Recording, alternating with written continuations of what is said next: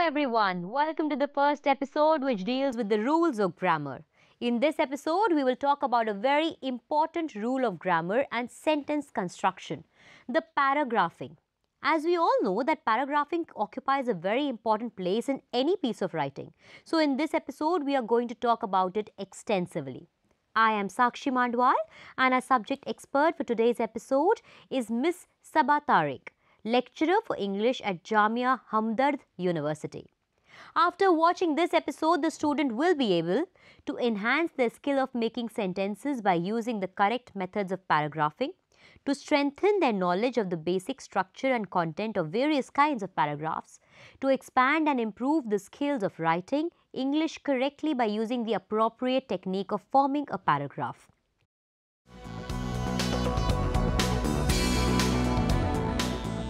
Paragraphing and its importance. Paragraphing is the process of dividing and structuring a paper into paragraphs. Paragraphs exist as a visual way to separate the main ideas of a paper and are therefore essential to establish a clear flow of ideas within a piece of writing. Indeed, the reason writers do not structure papers as one long paragraph is obvious. Doing so would be immensely confusing for the reader and would clutter his or her mind with too many ideas. Thus, effective paragraphing and paragraph construction ensures that the main ideas of a paper are clearly separated, logically organized, and explicitly connected to the central argument of the paper. The ultimate goal is to create an effective paper, one that is clear and reader-friendly. A paragraph by itself contains one specific idea. Normally we use paragraphs to write an essay or to have a longish write-up. Any essay or a write-up or a lengthy write-up would have a collection of paragraphs.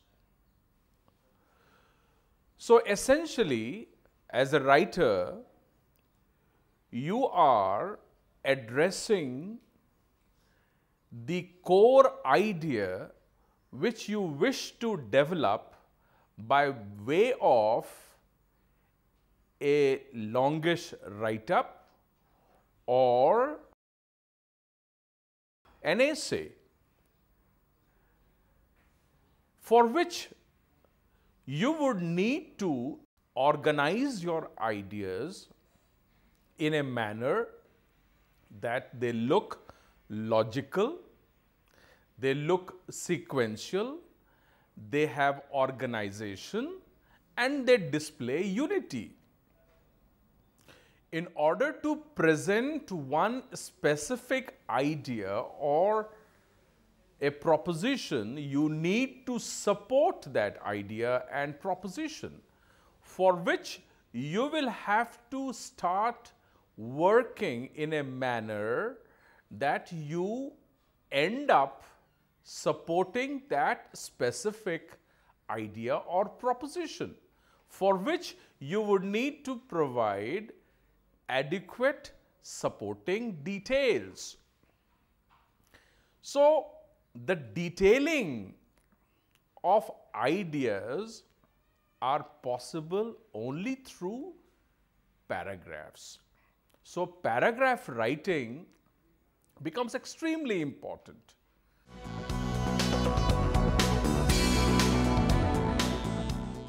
What is a paragraph? A paragraph is a series of sentences used to develop or express one topic or main idea. A paragraph, from the Greek paragraphos, to write beside or written beside, is a self-contained unit of a discourse in writing dealing with a particular point or idea. A paragraph can consist of 3 or more sentences. Though not required by the syntax of any language, paragraphs are usually an expected part of formal writing, used to organize longer prose.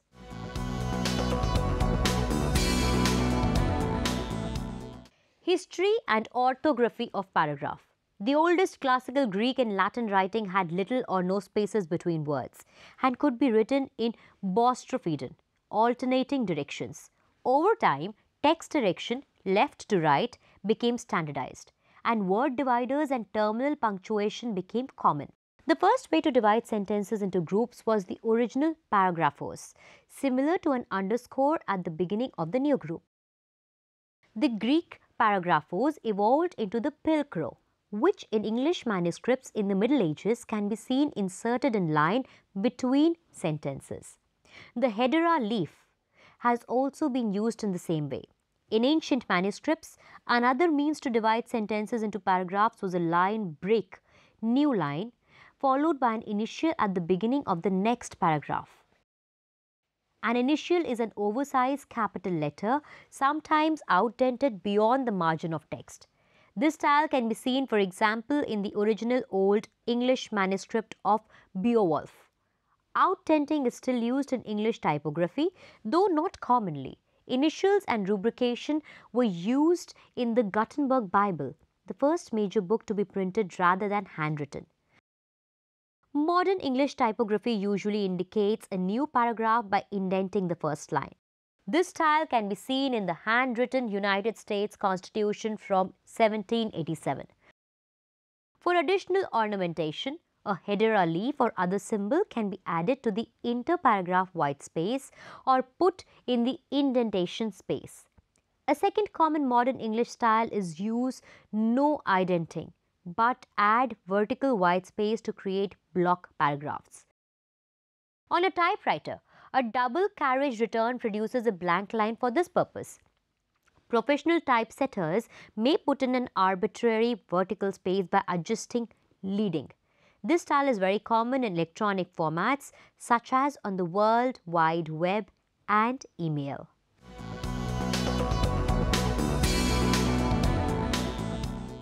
Paragraph purpose. Start by thinking about the one main idea that you want your paragraph to express. Focusing on one main idea will give the paragraph unity and coherence, qualities readers expect in polished academic writing. As you write, you may find that you begin discussing a new idea within a paragraph and that it should be divided into two separate paragraphs. Each paragraph should have a clear purpose in furthering your argument. For example, if you are comparing and contrasting the writing styles of three authors, you would need paragraphs that discuss either each author or each stylistic element. Other purposes that paragraphs might fulfill include illustrating one idea with examples, narration of a process, definition of a key word or phrase, classification into categories, cause and effect, or presenting an analogy.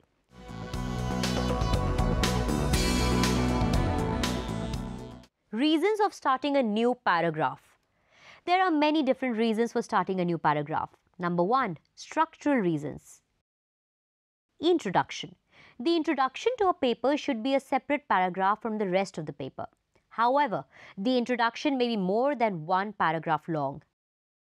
Introducing a new idea or change in topic. A new paragraph should start whenever you introduce a new idea into the paper or whenever the topic of the paper changes. If the paragraph develops a new reason or point about the paper's thesis, change paragraphs. Change paragraphs whenever you need. However, don't change paragraphs for narrative that describes the location or time or point that the dialogue is developing. Don't change paragraphs if the dialogue is from the speaker, unless that speaker changes topic or location or space within the dialogue. Example. Fran tried to convince David that he was ill enough to go to the hospital. You need a transfusion today, she said. You're getting white and shaky. Your T cell count must be terribly low. I'm fine, just leave me alone. David, you're not fine. I can practically see your veins through your skin. You just fell getting out of the chair. Do you remember John Taylor? I used to date him before I met Craig. He was a good man. I even thought that I loved him for a while. He's dead now, you know. What are you getting at? What does John Taylor have to do with my going to the hospital? He died of AIDS. Change paragraph when you change time or place in a narration. E. Transition. In some papers, you may want a short paragraph as a transition between two specific sections of a paper. Such paragraphs usually occur in longer papers, but they may also prove helpful in short papers. These paragraphs will often make a brief summary of the first section and explain briefly the relationship between that section and the section to come. The paragraphs are short and are not intended to develop a new point. F. Conclusion. The conclusion belongs to a separate paragraph. Unless the paper is very long, keep conclusions to one paragraph. Number 2. Sometimes style will demand that you start a new paragraph. The learners should keep the following points in mind while beginning a new paragraph. Begin a new paragraph in order to emphasize an important idea or statement. A new paragraph automatically draws attention to itself by being indented. Therefore, to draw attention to an idea or example, separate that idea or example into a new paragraph. However, be careful that you don't overuse this reason for paragraphing. Anytime a device is overused, it loses its effectiveness to draw attention. Start a new paragraph to emphasize a long example or set of facts. If an example is detailed and becomes lengthy, set it apart in a paragraph by itself so that its details don't run together with other details. Sometimes you may want to paragraph the analysis away from the example. If the analysis itself is lengthy and keeping its same paragraph with the example will weaken the example or the analysis.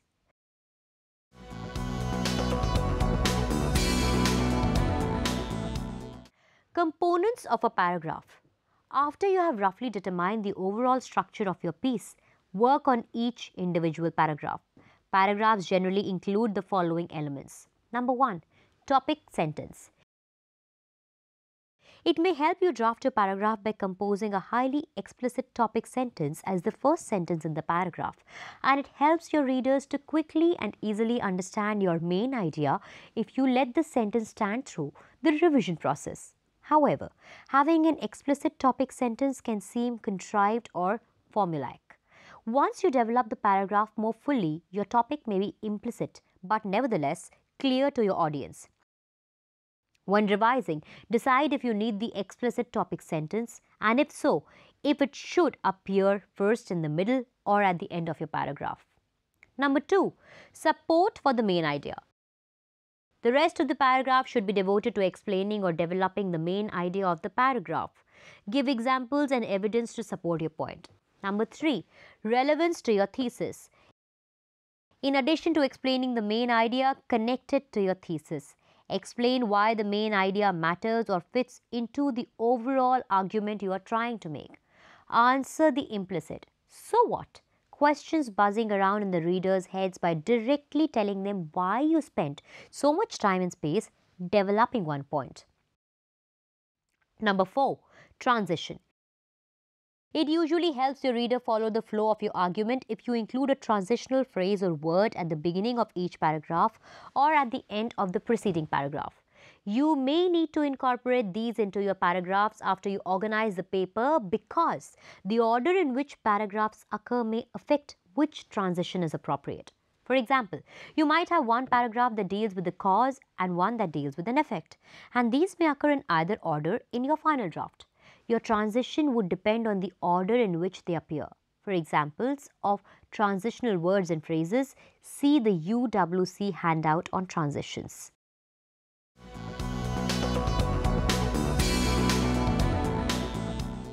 Revising your paragraphs. Begin by reading a draft of your paper and evaluating the paper's argument. Start by underlining each paragraph's topic sentence or writing the main idea if the topic is implicit. Does each paragraph have one main idea or many? If there are too many ideas in one paragraph, separate them into different paragraphs, each with its own main idea. Next, make sure that you have sufficiently developed the main idea of each paragraph. Is any important information left out? Can you think of anything the reader might wonder while reading your paper? If yes, add the missing content to your paper to enhance and clarify your explanations. In addition to sufficiently developing your main points, cut out extraneous information. This is very important. If there are sentences in your paragraph that do not directly relate to its topic, do one of the three things. Number 1, explicitly connect them to the topic. Number 2, move them into a paragraph where they belong. Number 3, remove them. In the process of revising, you may even discover that entire paragraphs need to be omitted. Last but not the least, remember to connect the main idea to the overall thesis of the paper. This way, the reader knows exactly why each paragraph matters and that each serves to further your argument.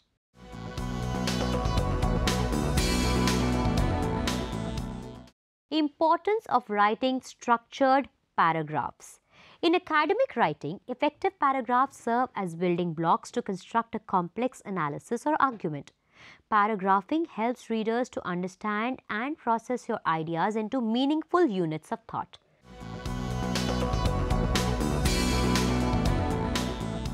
What do paragraphs do? Imagine reading this page without paragraph breaks. Paragraphs create order and logic by helping your reader recognize the boundaries where one point ends and another begins. How long should a paragraph be?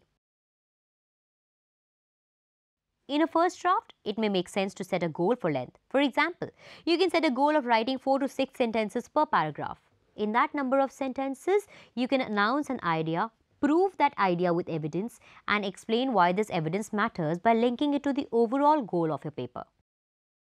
In the final version of your paper, you may have a shorter paragraph or two. Short paragraphs call a lot of attention to themselves, so they can effectively emphasize a point. Too many short paragraphs, however, may indicate that your ideas are not developed with evidence and analysis. You will generally read and write longer paragraphs in academic papers. However, too many long paragraphs can provide readers with too much information to manage at one time. Readers need planned pauses or breaks when reading long, complex papers in order to understand your presented ideas. Remember this writing mantra: give your readers a break, or good paragraphs give one pause.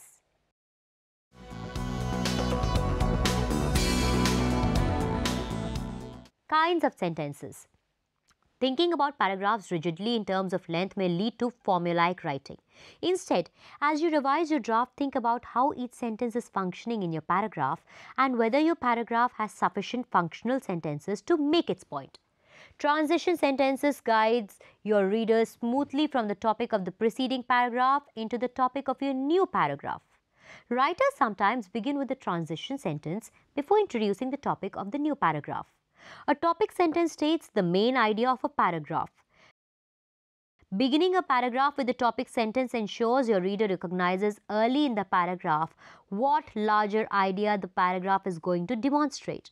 Expert writers may not introduce the topic until the middle or end of the paragraph and often imply their topics without ever writing a topic sentence. Body sentences develop the topic of the paragraph.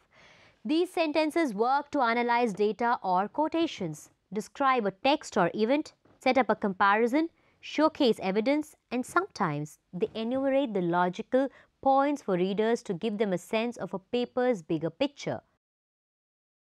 In body sentences, you need to consider how much quoted data or evidence will demonstrate or prove your point. Linking sentences relate back to the paper's main argument by showing how the idea of that paragraph matches the overall goal of the paper. Concluding sentences may bring a section to its end before you move on to a new section of the paper.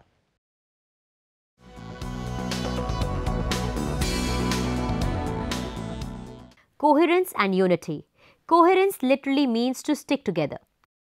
Coherence in paragraph writing means that all of the ideas in a paragraph support the topic sentence of your paragraph and allow the reader to easily understand the ideas you want to express. Paragraph coherence can be achieved by using major and minor connectors. These are also called transitions. Unity is understood in terms of arguing in favor of the topic sentence. In other words, a paragraph in terms of unity begins with a topic sentence. What is this topic sentence? This topic sentence is essentially a controlling idea that controls the overall paragraph. In other words, there would be supporting sentences following the topic sentence which would reinforce the main idea propounded or put forth in the topic sentence. Other sentences in a paragraph are supporting sentences.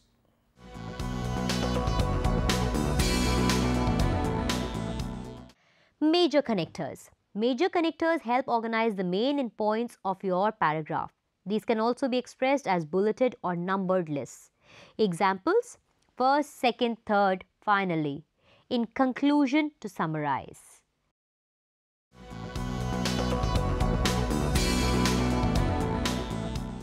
Minor connectors. Minor connectors provide coherence to a paragraph by connecting the sentences within each of the main parts of your paragraph. Examples: in addition, others include, but, also, that is, for example, for instance. Paragraph unity means that the paragraph is about only one main idea or topic. All the sentences in the paragraph, topic, supporting, detail sentences, and sometimes the conclusion sentences, are telling the reader about one main topic or idea. If you have a sentence that is not directly related to your main topic, your paragraph is considered to lack unity, or the sentence is off topic and should be removed from the paragraph.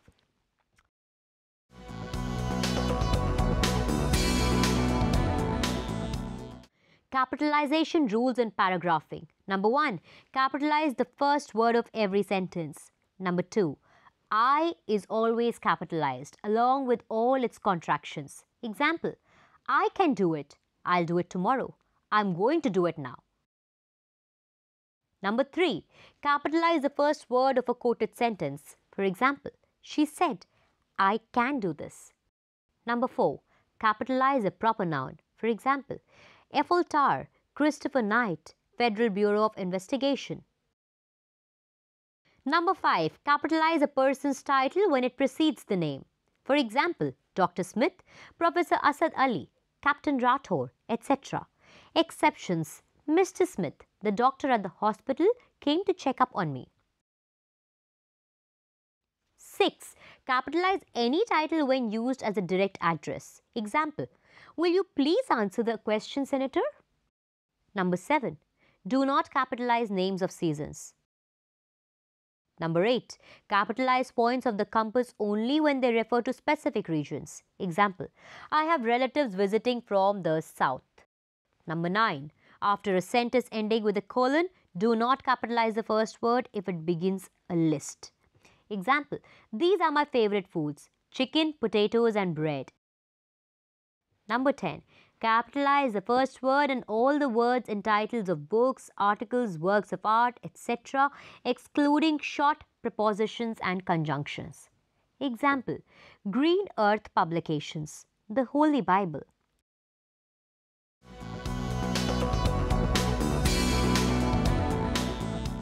Subject and verb agreement. Number 1, number agreement. A singular subject takes a singular verb. A plural subject takes a plural verb. Example: this radio has 6 preset buttons. Singular. Most radios have 6 preset buttons. Plural. Number 2, person agreement. A subject should also agree in person, first person perspective, etc. with the subject. Note: this affects only third person singular subjects in the present tense. Example: he runs to the store. The table looks warped. Note: the verb to be is an auxiliary verb and has 8 forms. A. Present tense: am, is, are. Example: I am hungry. We are hungry. B. Past tense: was, were. Example: I was hungry. We were hungry. C. Infinitive past participle and present participle. Be, been, being. Example: he has yet to be identified. He had been to my sister. He was being mean to my sister. Note: an agreement problem can occur when the verb of a sentence precedes the subject. Example: wrong. There were several writers waiting for their articles to be approved. Right. There were several writers waiting for their articles to be approved.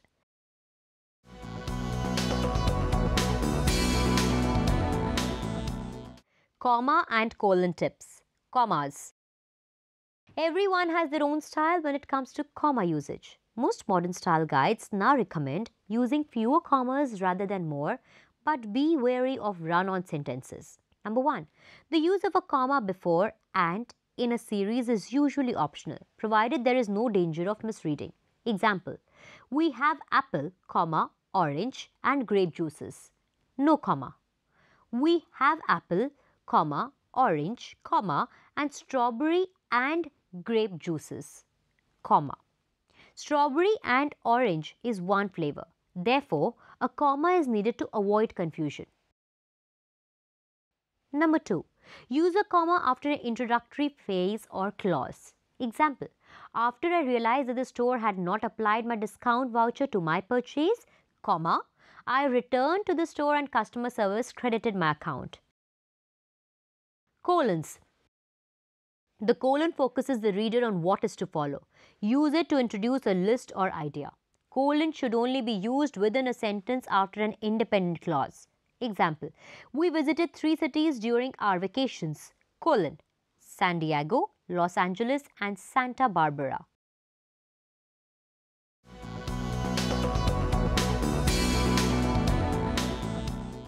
Conclusion. Thus, in this episode, we talked about the definition and meaning of paragraph and paragraphing, importance of paragraphing, different reasons for starting a new paragraph, components of a paragraph, different kinds of sentences in a paragraph, coherence and unity in a paragraph, rules of capitalization in a paragraph, subject-verb agreement, and comma and colon tips in paragraphing. All these rules should be understood clearly by the reader that accurate paragraphing is very important while writing any text. The learner should keep the above mentioned rules in mind while making a paragraph to eradicate confusion and to fulfill the purpose for which he is writing a paragraph. In the next episode, we will talk about the adjectives and adverbs. That's all for today. Thank you and goodbye.